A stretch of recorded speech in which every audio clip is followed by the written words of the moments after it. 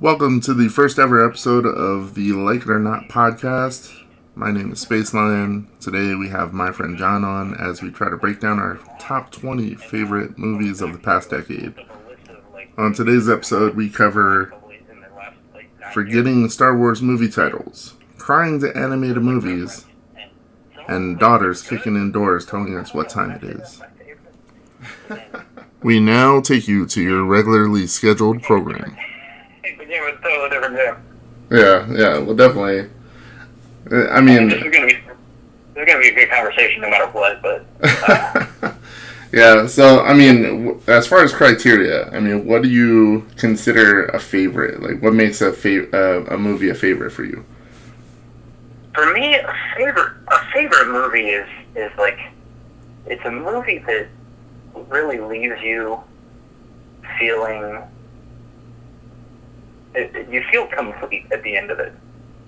Like, for whatever you were going for, whatever tone that movie set, and it carries you through the experience, the highs and the lows, the clutch moments, and then the peak, the climax, and then, if you want to put it on a sine wave, I guess you can do that.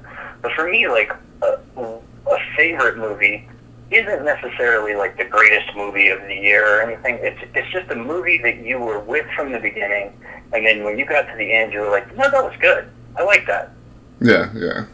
See, I feel the same way. There's definitely a difference between best and favorite. I mean, you can look up lists of best movies, and some of those, like, for me, like, really what it comes down to is repeat viewing. I mean, is it a movie that I'm going to come back to time and time again over the years? And, some movies are, like, really good, but really tough to, they don't really fall into that repeat viewing category. It's just kind of like, yeah, it was really good, but there might not be too many times where I'm like, oh, I'm so in the mood to watch that again. You know what I mean? So. Oh, yeah. There was one of the movies that was on my list was A Scanner Darkly. Oh, really? Really? Yeah, and something funny about that was a moment where when I was putting my list together, I was like, yeah, Scanner Darkly's got to be on there. And I was like, you watched that movie once, like 3 years after it came out, and it stuck with you this far, but would you really call it a favorite? I mean... That was, like, what you were saying, the replayability. Like, I saw it once, and for the most part, I'm good. Like, it's worth another watch. I haven't done it. Yeah. I mean, that can still be a favorite. I mean, there's no, like, set criteria, but that's typically what I'm gauging it off of. A Scanner Darkly, I've only actually seen once as well, so... Right. Yeah, I saw it once. I honestly don't remember much about it. I remember that obviously the visual style is like so different even now. Like, nothing's ever been really replicated with that. No. There was another that I want to say it was the director, but the director did another movie that I saw. It was of a very similar. It was that same style, that same art over top of the live animation. And I can't for the life of me remember what it was, but it was the most unique thing I had seen. Until the time when I got to see A Scanner Darkly. Just because that style is so it's so recognizable. You're like, there are certain spots where they faded. If I'm remembering correctly, they faded in and out of actual live action. I might be talking about behind the scenes. I'm not positive. Yeah. But it wasn't until I saw that live action scene that it hit me that what I watched was 100% somebody hand drew after they filmed it. Yeah, it's really interesting. I think it's rotoscope, isn't it? Isn't that what that's called? Yeah, I think it is. Rotoscoping. Yeah. Yeah, it's just really interesting technique. But so as far as your list here, do you have some honorable mentions?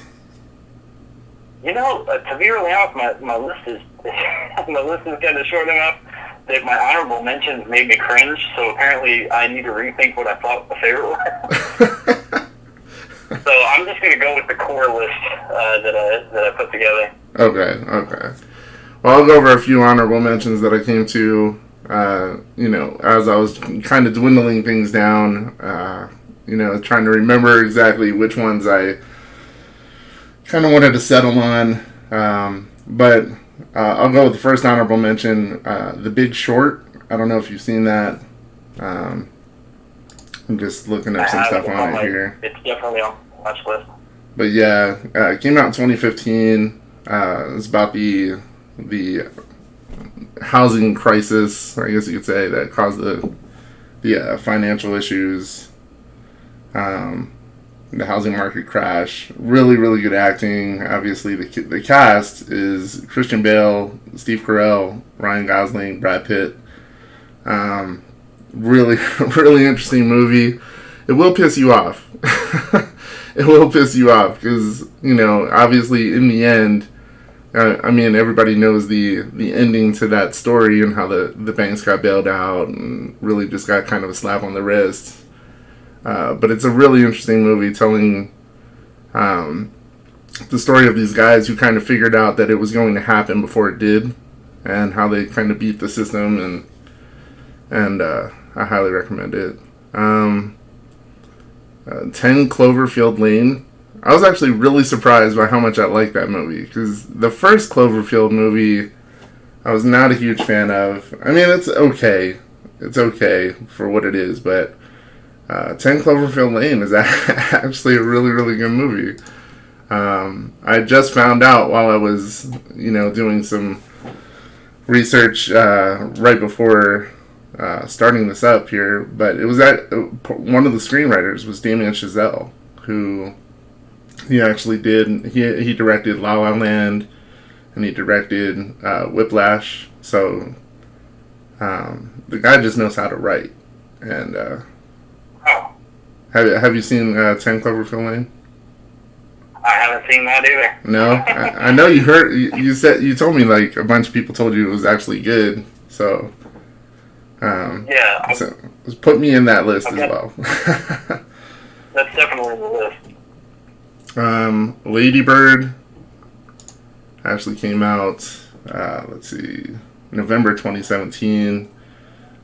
Stars Saoirse Ronan, and Laurie Metcalf plays her mom. A really interesting coming of age story. Does some different things. I mean, just not your standard coming of age movie. It does touch on some more taboo kind of topics and stuff like that. She's actually going to a Catholic school, and it does some interesting things with the setting, and I actually really liked it.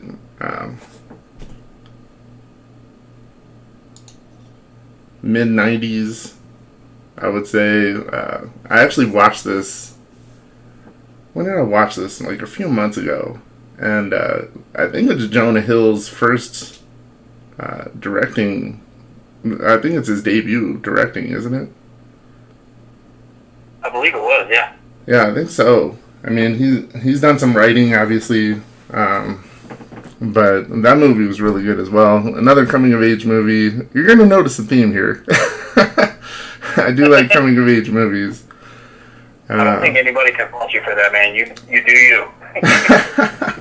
But yeah, it stars Sonny Suljic, who's like, this 13-year-old kid, 1990s era Los Angeles, and he made some friends at a skate shop, and then, it's just kind of his story about using, his friends and skating to kind of escape, a rough life at home and stuff. It's really, really interesting. And then my last honorable mention, I would say, is Prisoners, which came out in 2013, directed by Denis Villeneuve. Stars Hugh Jackman, Jake Gyllenhaal, Viola Davis. Have you seen this one yet? I haven't. No? It was. I hate. You're going to see another theme here, because it was also highly. I still haven't watched it. Yeah, I mean, another really good movie. This falls into that category a little bit that I mentioned, though. It is tough to watch, man, especially as a parent. Hugh Jackman plays Keller Dover. His daughter and her friend go missing, and it's about trying to find his daughter and the extremes that he's willing to go to do that. And Very interesting movie, well shot. But the ending of the movie, no spoiling, but the ending is really, really just one of those endings that sticks with you. So those would be my honorable mentions. 5 that were close, that didn't quite make the list, but um, obviously all these come highly recommended. So number 20 for you. What do you got? Number 20 for me. Give me 2 seconds here. I'm pulling all this back up.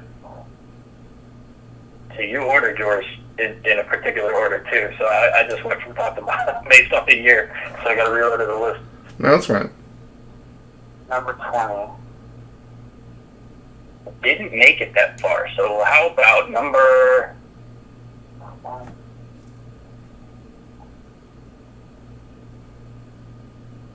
about number 14? Number 4. Well, did you want to go in order? How do you want to do this? I'm just gonna go in alphabetical order because that's what or not alphabetical. What happened to my list? I don't know what happened to my list right now, so I'm just gonna go from top to bottom. All right. Is this chronological order? It was organized according to year. Yeah. And I knew I only had so many selections, and now I'm looking at it, and it's not organized by year, but it's not in alphabetical order either. So I don't know what the hell happened. Jonological order. That's dude, chronological order. It's canon. Let it be written. Let it be done. All right, go ahead. What do you got?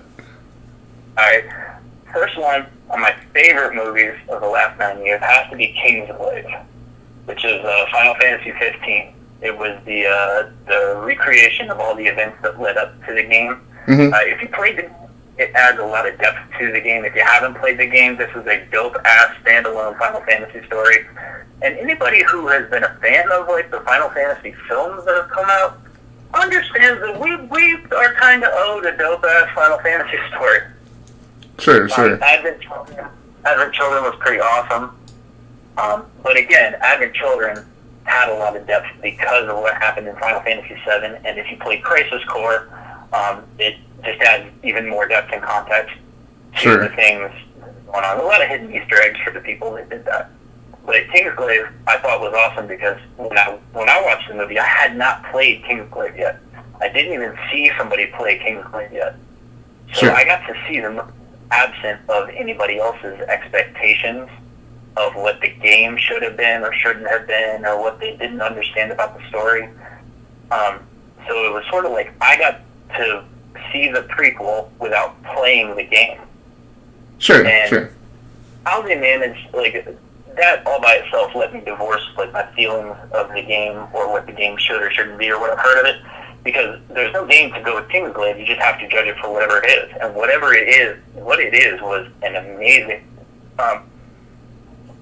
bringing to life of this yet another world from Square. And one of the continuities with Squaresoft games, and this is kind of a side note, but I'll throw it in here, is that the continuity isn't sequential. Like the number according to the game and the installment of the game really doesn't have any bearing on what you're going to see in the game. Mm-hmm. This was really a retelling of that. Yeah, it's awesome, man. Sometimes that does definitely help to be able to, go in blind a little bit and devoid of anyone else's outside influence or opinion. I've definitely had experiences like that as well. Yeah. I had Final Fantasy 15 was really interesting because it was something that I was excited about, and I had people that I trusted say man, it's not a good game. And then I had people that I also trusted say, dude, this was the game that I didn't think I wanted, but oh my god, I want more of this. Oh, really? Was Eric was Eric one of the one of the people that told you not to buy it? It was weird. Eric was one of the ones that said, I'm not sure how I feel about any of this. Because, the more of the game that he played, the more he was like, I know I should care about this going on, but I haven't been given the ample context for what's going on here. Sure. I still haven't played it yet, to be honest with you. But it is. I still haven't actually played Final Fantasy 15, but I I was talking to Eric about it, and he was telling me how much I think he ultimately fell on the side of not liking it as much. So. Yeah, it's kind of strange because it strokes a lot of people in certain different ways, but like it seems to really strike a chord with the people who don't like their science fiction mixed up in their fantasy. Sure. There's not enough magic to make it fantasy, and there's not enough like hard science to make it science fiction. It's just this weird thing in the middle. Mm-hmm. But one of the things that I've always loved about Final Fantasy was that it was what it was, and if you liked it, then awesome, and if you didn't, it was what it was. You know, how you felt about it didn't have a bearing on what it was. Sure. You gotta go. All right. Well, number 20 for me is actually Zero Dark 30. And, you know, I put some thought into this. There were some, like I said, I had those honorable mentions, and I was going back and forth. And I really started thinking about it, and I could not, I just had to have this on my list. I mean, I don't know if you've seen it. Have you seen it? I haven't. No? So, directed by Catherine Bigelow, came out in late 2012. And this was the movie that probably should have won the Oscar for Best Picture, but there was a waterboarding scene.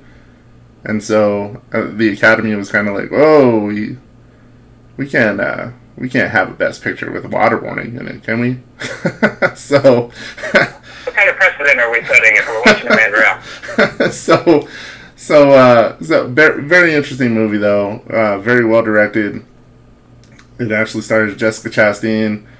It's about the hunt for Osama bin Laden, and I know this movie was a little bit controversial from the standpoint that a lot of military personnel came out and said, well, that's not really accurate. The soldiers wouldn't really react that way or do certain things. There was some embellishment going on, but ultimately, I thought it was really interesting to see how it all played out, and just, it was riveting. I mean, even though we know how the story ended, it was still really, really interesting to see how it was portrayed in the movie.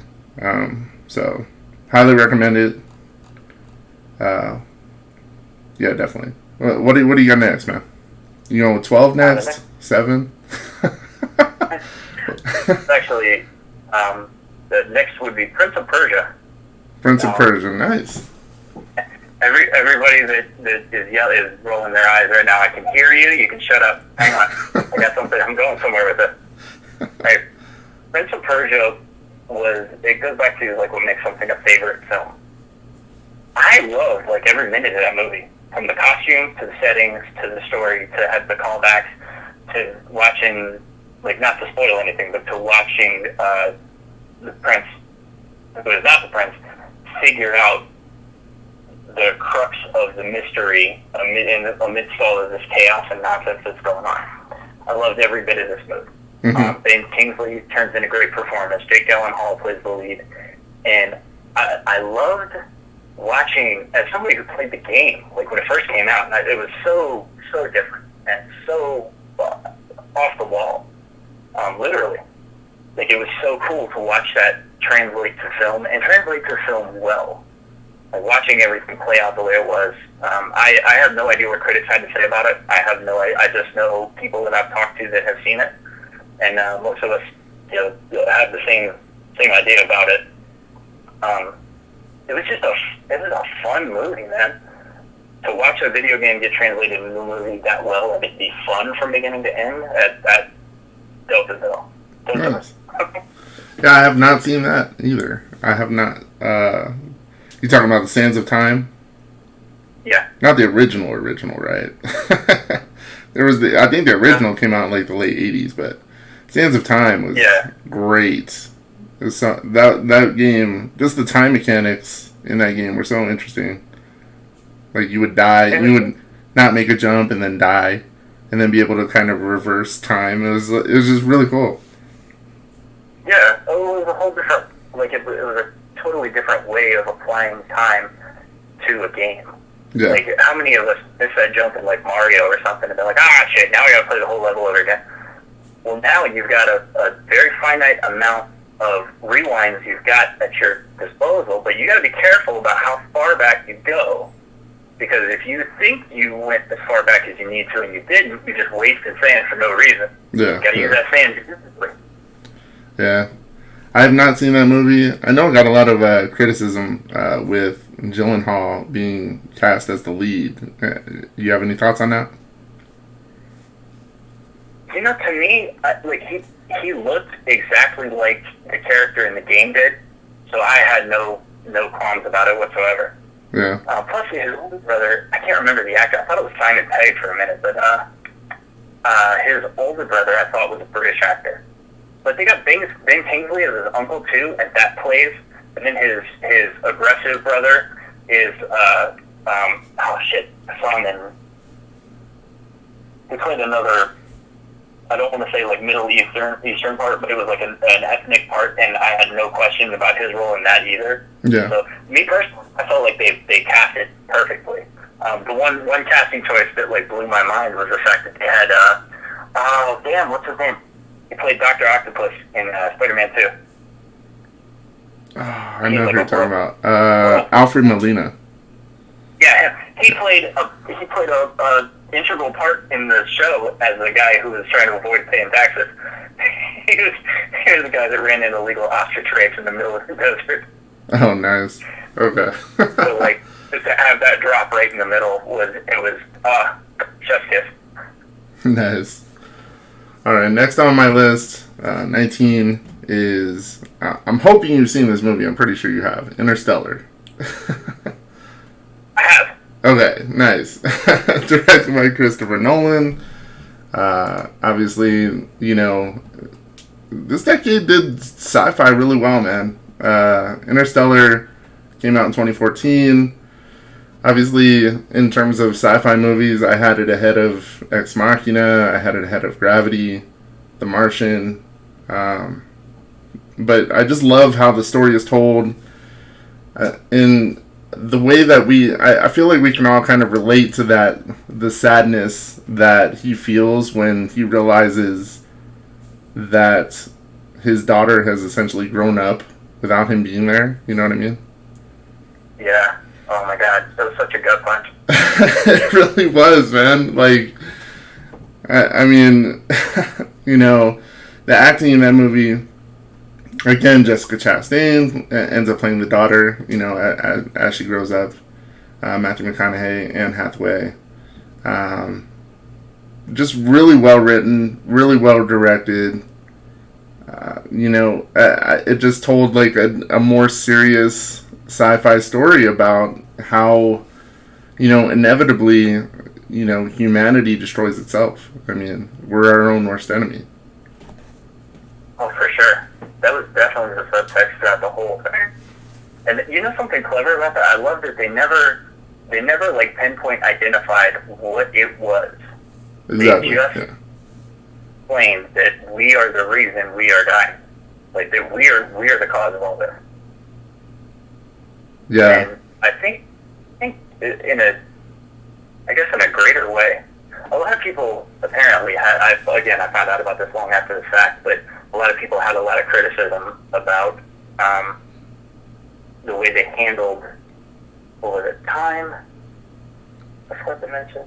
I'm trying to remember like the way it was phrased. I read an article where somebody wrote about it and just like bashed it. And the whole time I was reading the article, I was like, well, that's not the vibe I got from the movie. And to cut through all the bullshit, here's the way I think about it. The movie perfectly captured human responses to these things. Yeah. From Matt Damon, like, I don't know how much of the movie you want to spoil, but from Matt Damon doing his thing because he was begging for somebody, just anybody, to Matt Damon being 100% aware of the reasoning behind why they had to stand strong, and then his own falling apart, to Matthew McConaughey turning around and realizing that I've come this far, no matter what has happened. If I stop here, nothing changes, and if I do nothing, nothing changes. I have to do something. So this may not be the most rational decision to make, but it's the one I've got. Yeah, exactly. Like once you've gone that far, you have no choice. Exactly, and to me, that was a logical response. You can either stand still and wallow in the time that you've wasted and how everything has changed, and Jesus Christ, what the fuck did I do? Or you can say, I don't have time for that. I have to stay the course, and I've already lost time, so any time spent being pissed that I lost time is just more time lost. And you know what the one thing nobody did is? Go into that black hole, so here we fucking go. Yep. Yeah, very good movie. The obstacle is away. And I actually ended up liking the movie even more after I saw the Movies with Mikey video that you recommended. Yes, man. I watched that. Like Movies with Mikey gave me a list of movies I didn't even know came out, and I needed to go back and watch. Like Interstellar had been recommended, and I think I saw some of it, but I saw his take on it, and I was like, yes, I'm watching this immediately. Yeah, definitely. What do you got next, man? Next on my list, The Last Witch Hunter. Starring Vin Diesel, Michael Caine, and that chick from Game of Thrones. I sense people's judgment. I reject your judgment. Go with one. Yeah, you've told me about this movie before. I still have not seen this yet either. Go on. What's so great about it? Come on. The reason this movie stands out to me the most is it's sort of like Final Fantasy. We're kind of batting 40% when it comes to Dungeons and Dragons-ish movies or like Magic-ish movies.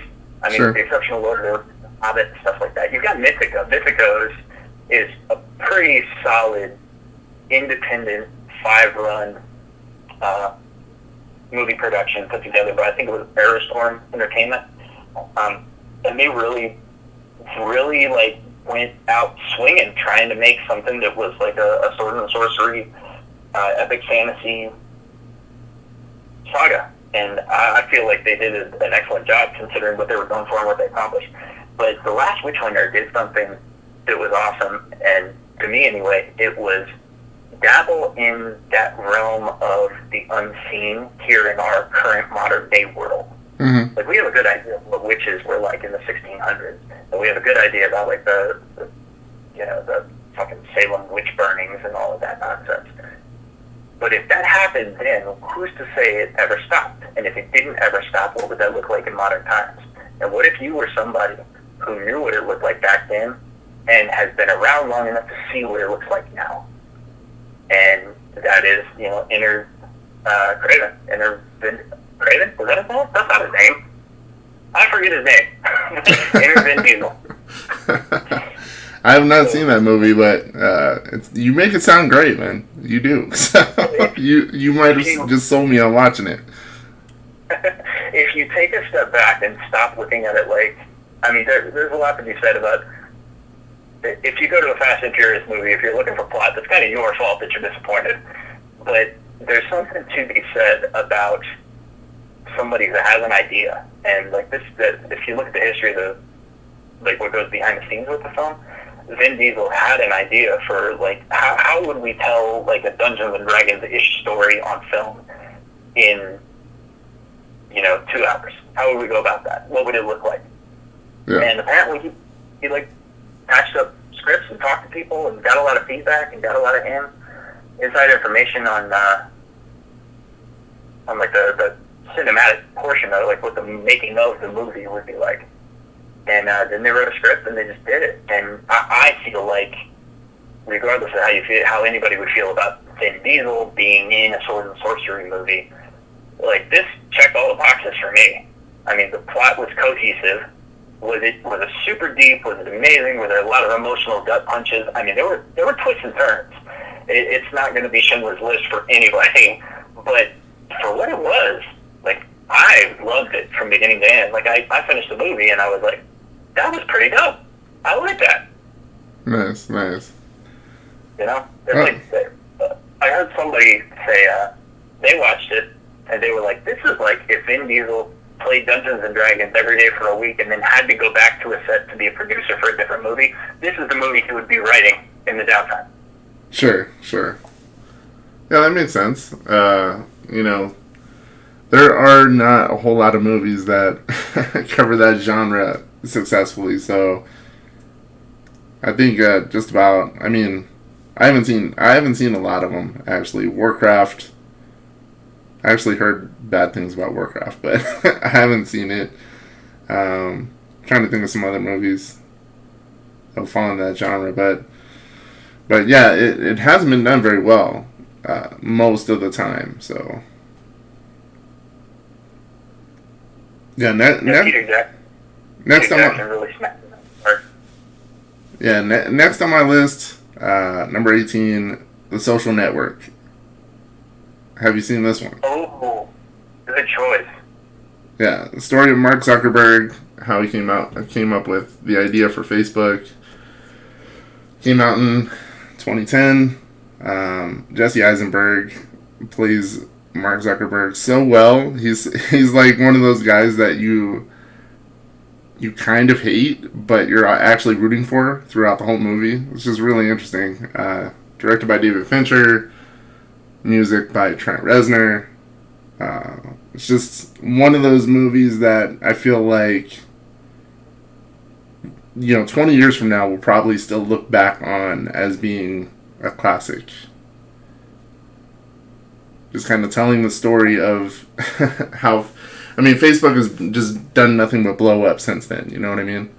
It's a story that everybody knows, but it's not boring at all. So it's sort of like I don't know if you remember this, but in the 90s they had what was it called? Pirates of Silicon Valley, I think it was. I'm not sure. Like a TNT Sounds familiar. Movie about Apple and Microsoft. Okay.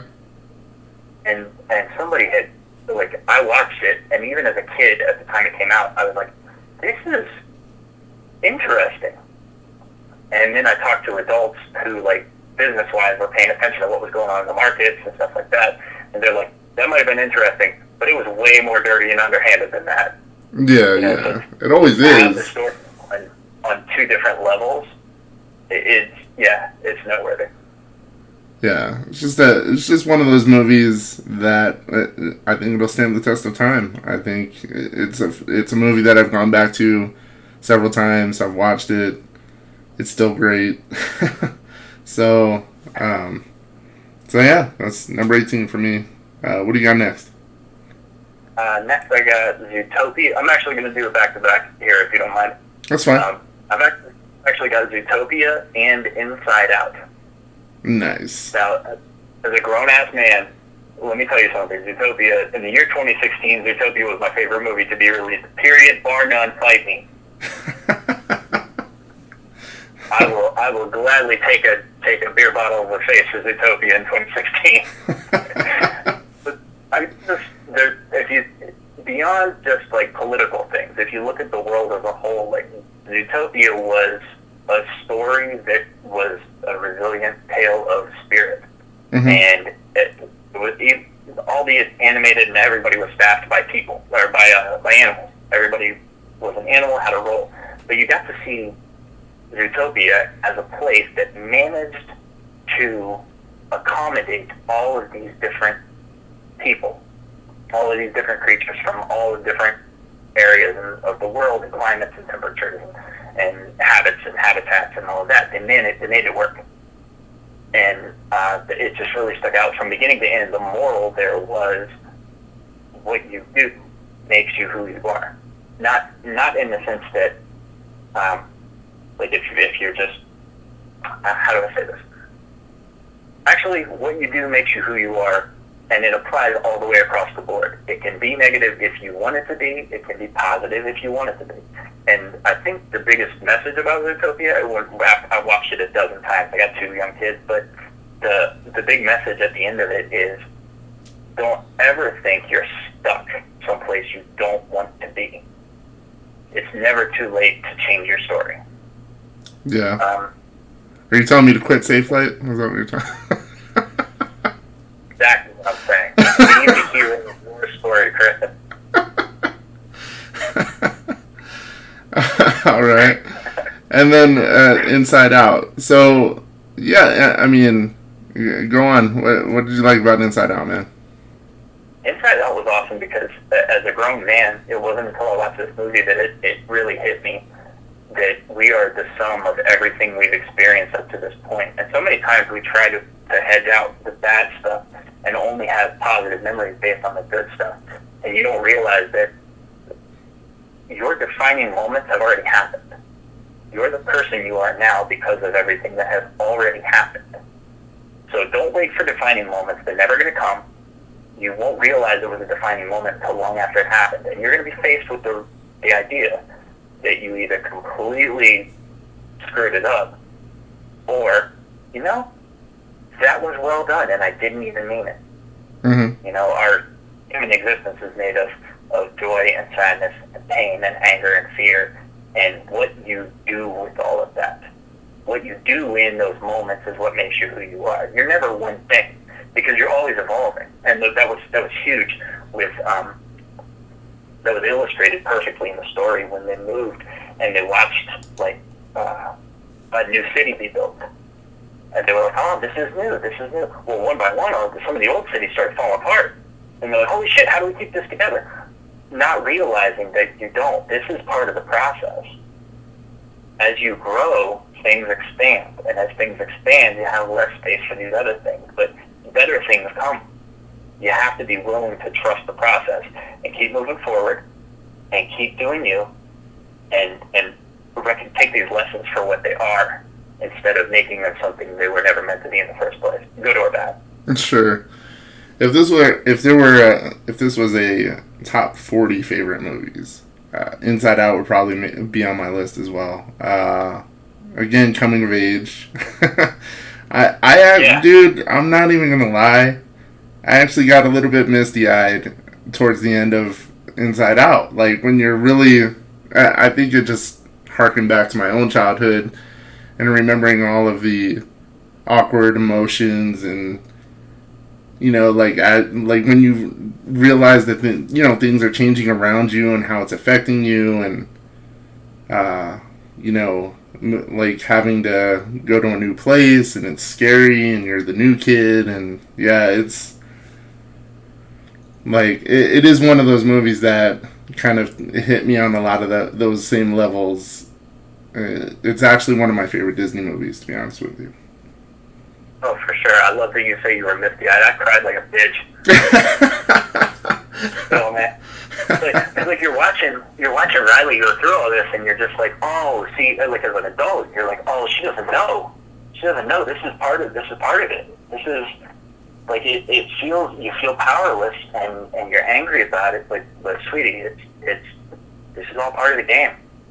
Yeah, definitely. It doesn't, because they found another friend and she's also a good hockey player, that doesn't mean they've forgotten about you. It just feels that way right now, isn't it? Yeah, exactly. Which, is a perfect segue into my next favorite movie, which is 8th Grade. Came out last year, directed by Bo Burnham, who, I don't know if you're familiar with Bo Burnham, but, the funny guy that played the piano on stage, 10 years ago, like, oh, yeah. How the hell did he have this in him? Like, was he always this talented? And he just started, he's like, fuck it, I'm gonna write a drama and it's gonna fucking knock it out of the park. I don't know. It's just, but Elsie Fisher is the girl who plays Kayla in 8th grade, and this is basically just the story of her last week of 8th grade before she is heading into the summer and then ultimately into high school. And she's super impressionable and super awkward, and it's just all on full display. It's so cringeworthy, and yet we've all kind of experienced everything that she's going through. It's it's one of those movies that I laughed, I cried, and it's just got a lot of emotion going through it. I don't know if you've seen it, but have you seen it? No, I haven't got to see all of it. I started it and then fell asleep. Yeah. Definitely, I definitely recommend watching through it, especially as a father too, because you're going to be able to relate with the dad in that movie as well, and just watching. Ultimately, you just want your daughter to be the best version of themselves that they can be, and it's just one of those movies that hits home for you. So, yeah, definitely watch it. Right. I absolutely have to finish it now. Yeah. What do you got next, man? Next, I got Rogue One. Rogue One, nice.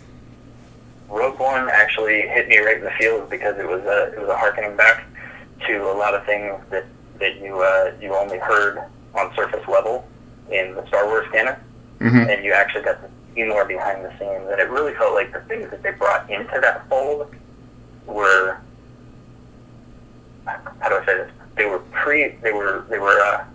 obviously rooted enough that you didn't really question it. But how they brought it in, told the story well, brought it all together, and it checked all the boxes and hit all the fields. 9 o'clock! Thank you. I appreciate that. Yeah. I'll be out in just a minute.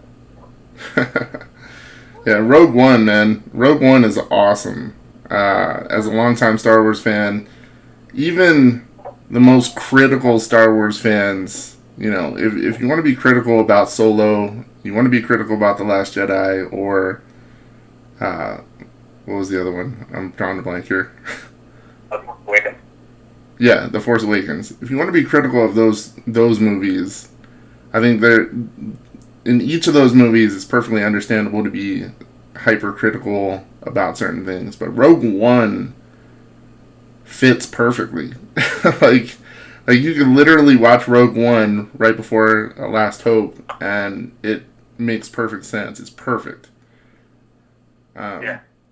I also like the fact that they kept it dark.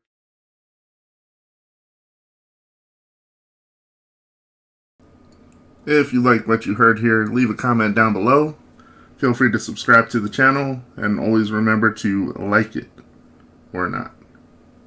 This is Space Lion. I'm out.